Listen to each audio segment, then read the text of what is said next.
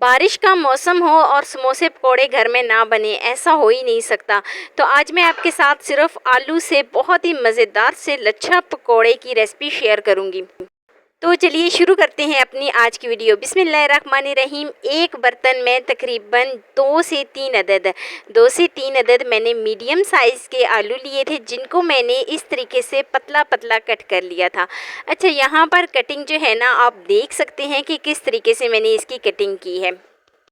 आलू कटर से आप इस तरीके से बिल्कुल आसानी के साथ इसकी कटिंग कर सकते हैं।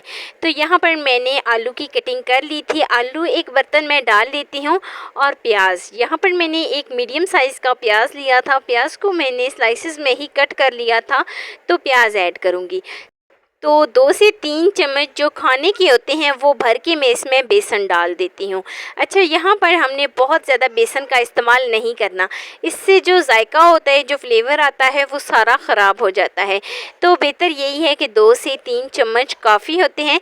तो हमने यहाँ पर बेसन ऐड किया है 2 से 3 चम्मच। साथ ही मैं इसमें कुछ मसाले डाल देती हूँ।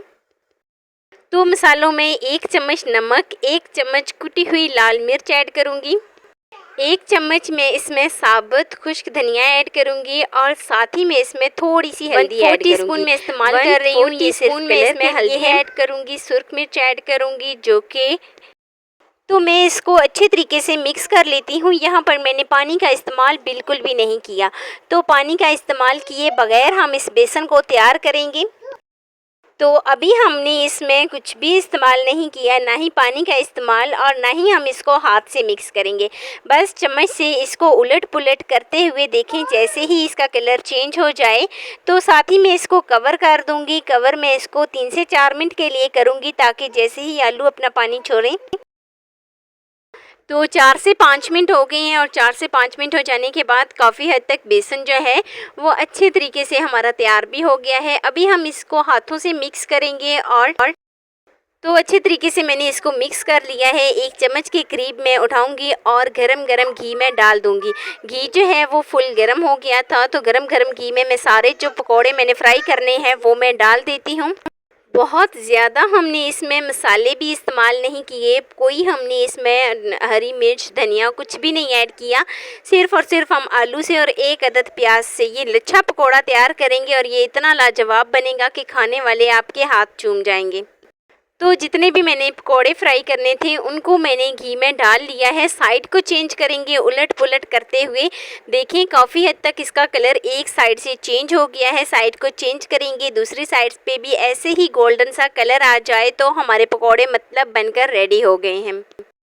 तो एक छन्नी में मैं इनको निकाल लेती हूँ और सर्व कर लेती हूँ। फिर मैं आपको इसकी फ़ाइनल लुक पे लेके जाती हूँ। तो मज़ेदार से हमारे पकौड़े बनकर रेडी हो गए हैं। वैसे भी बारिशों का मौसम शुरू होने वाला है और आप भी इस तरीके से ज़रूर बनाएं। तो यहाँ पर ये देखिए जी, मिनटों में हमने इनको बना लिया है। बहुत ज़्यादा मेहनत भी नहीं करनी पड़ी। बहुत ही कम इंग्रेडिएंट्स के साथ हमारे पकौड़े बनकर रेडी हुए हैं।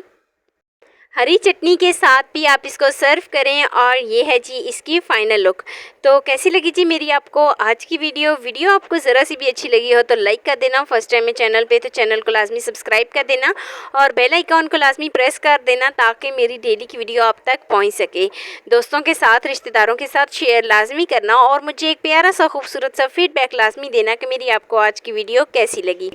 मिलते हैं जी नेक्स्ट वीडियो में एक नई और बहुत ही मज़ेदार सी रेसिपी के साथ। अपना बहुत सारा ख्याल रखना। अल्लाह हाफिज़।